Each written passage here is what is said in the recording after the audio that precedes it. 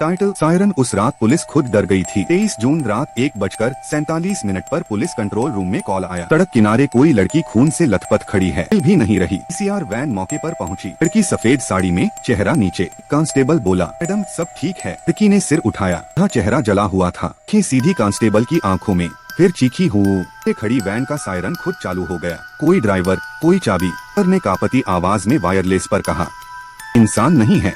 दिन केस बंद कर दिया गया। पर लिखा था, घटना स्थल पर कोई नहीं मिला। आज भी वहीं हर रात 1:47 पर बजता है। ने कभी ऐसा सायरन सुना है? चैनल जहां डर असली है।